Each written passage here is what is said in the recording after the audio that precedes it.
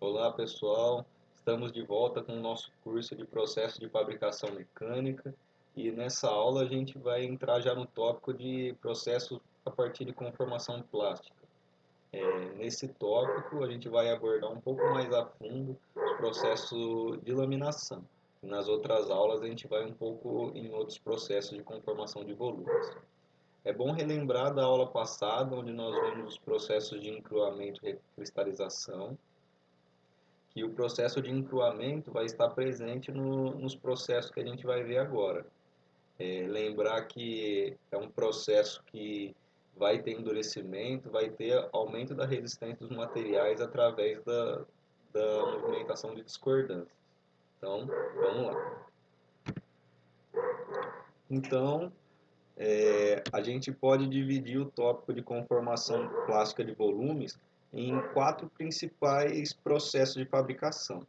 O primeiro que a gente vai ver mais a fundo nessa aula é a primeira imagem, que é o processo de laminação, onde uma extensa peça passa a ser conformada por dois rolos. O segundo processo e o terceiro são de trefilação e, e extrusão, respectivamente. São dois processos bem parecidos, o que muda é que o sentido da força, sendo que no primeiro caso a força é aplicada por um êmbolo na parte traseira e no terceiro caso ele é como se fosse uma força que puxa a peça. E o último processo dessa etapa é o processo de forjamento, que a gente vai ver basicamente forjamento em matriz aberta. Então, entrando no tópico de hoje, processo de laminação. Aqui tem um esboço rápido de como que é o processo. Esse processo ele pode ser realizado tanto a frio como a quente. O que significa isso? Lembrando um pouquinho lá da outra aula. O processo a quente, ele basicamente é estipulado em 70% da temperatura de fusão, o que diminui a força necessária para o processo, só que você tem uma fonte de energia a mais para lidar.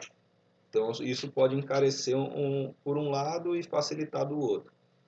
E esse processo pode ser feito a frio também, que é as temperaturas abaixo de 70% da temperatura de fusão. O que a gente vê nesse processo? A gente depende de dois rolos, mas podem ter mais, fazendo perfis mais complexos. E esses rolos eles giram em velocidade angular igual e constante em direções opostas. E a peça ela é conformada passando no meio desses rolos. A gente tem alguns processos, alguns parâmetros importantes, que são as dimensões T0 e T, que é o quanto que a gente vai querer fazer de diminuição de material. A gente tem as velocidades de entrada e saída e os diâmetros dos rolos. Além disso, a gente tem alguns parâmetros geométricos, como o parâmetro L do comprimento de contato, que vai ser fundamental para a gente entender a força de corte. Porque quanto mais área de contato, quanto mais material você retirar, maior vai ser a carga de processo. E aí eu vou entrar um pouquinho já na parte de teoria do estudo. O que a gente vai se basear? A gente vai se basear numa teoria de conservação do volume, que o volume que tem que entrar, ele sai da mesma forma. E aí a gente vai ter variação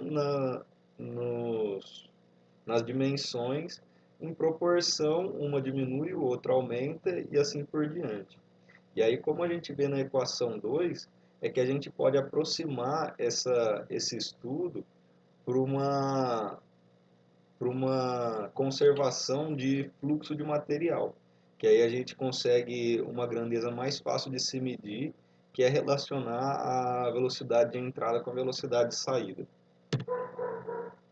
Quando a gente for calcular a carga de laminação, a gente vai estar preocupado em saber a diferença do nosso passe, que seria a deformação, o epsilon da equação 4, que é uma diferença aí entre a espessura de entrada e a de saída, o ln disso, e o comprimento de contato L, que esse comprimento de contato ele é realizado através de uma trigonometria simples do θ do ângulo de contato.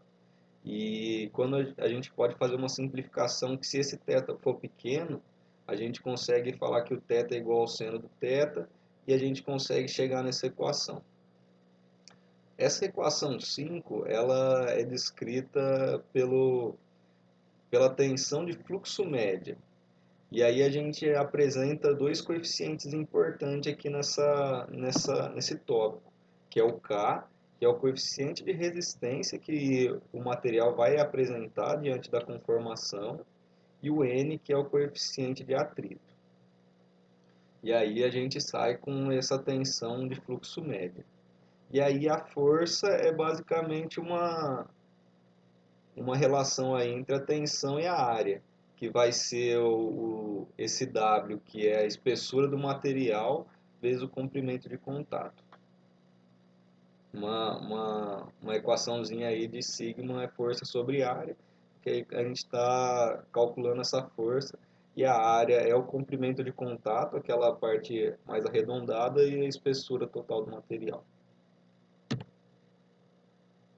E por fim, a gente consegue calcular o torque e a potência necessários para o processo. É a partir daqui que a gente consegue entender quais que são os requisitos da nossa máquina. Qual máquina que é capaz de fazer o que nesse processo. Então, a potência desprendida tem que ser, a máquina tem que ser capaz de suprir. E aí a gente calcula aquela força para saber se a potência requerida é suficiente. E aí, para finalizar o nosso estudo, eu peguei um exemplo aqui do livro Groover, de processo de fabricação mecânica, em que ele supõe uma situação de projeto, e aí a gente vai conseguir aplicar os conceitos teóricos em um pouco como se fosse uma prática. Talvez isso pode se assemelhar a projetos que a gente vai se deparar no futuro, de uma forma simplificada, mas que pode nos auxiliar no entendimento do problema. Então vamos ao exemplo. Uma barra retangular longa de 300 milímetros de comprimento e 25 milímetros de altura é laminada por dois rolos com 250 milímetros cada de diâmetro. A espessura final deve ser reduzida a 22 milímetros em um único passe, a uma velocidade angular de 50 rotações por minuto. Então, até aqui o que a gente viu é que uma barra de 300 milímetros de comprimento, ela vai ter a espessura diminuída de 25 para 22 milímetros em um único passe. Assumindo as constantes de resistência K igual a 275 megapascais e de encruamento N igual a 0,15, determine a carga de laminação, torque e potência necessários para o processo. Então, como que a gente vai resolver esse problema? A gente pode separar ele por passos e seguir as equações que a gente tinha estudado antes. No primeiro passo, no primeiro step, a gente vai calcular os parâmetros que são, pode-se dizer, um pouco mais geométricos, que vai ser o comprimento de contato e a deformação que o material vai sofrer. A gente tem o L aí, e essa raiz do que a gente chama de esboço, que seria o comprimento, a espessura inicial menos a final, vezes o raio aí dos rolos. Então, quando a gente faz essa conta, dá que o nosso comprimento de contato é 27,4 milímetros e a deformação é facilmente calculada aí pela equação 4, que é o ln desse esboço.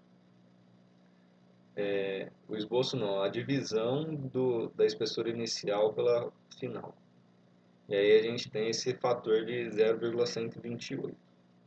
No segundo step, a gente vai calcular a tensão de escoamento média aí do nosso problema. E aí a gente vai utilizar os parâmetros constantes do material que o problema nos forneceu. Explicando um pouquinho desse K aí e do N? Eles são constantes que vêm do material da peça que está sendo trabalhada. Quanto mais duro, quanto mais esse, esse, esse material é difícil de ser conformado, esses valores eles aumentam ou diminuem para você entender qual que é a dificuldade da conformação deles. Esse material aqui que a gente está nesse problema, ele provavelmente pode ser comparado com as propriedades do aço.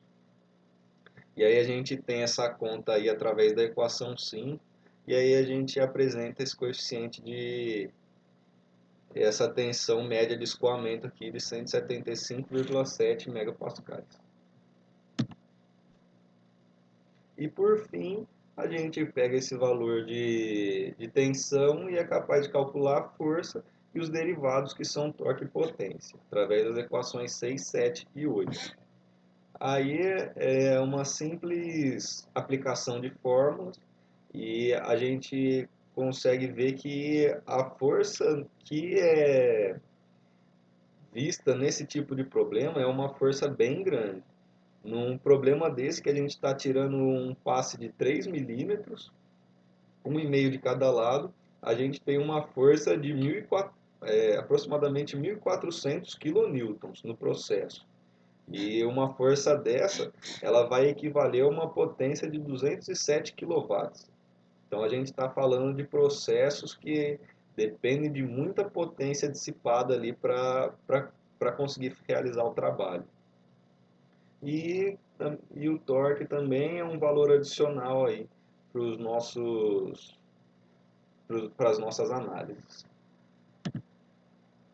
A bibliografia utilizada foi o livro do Groover, que é Fundamentos de Manufatura Moderna, e ele vai ser utilizado nas próximas aulas também para a gente falar dos próximos processos de conformação de volumes.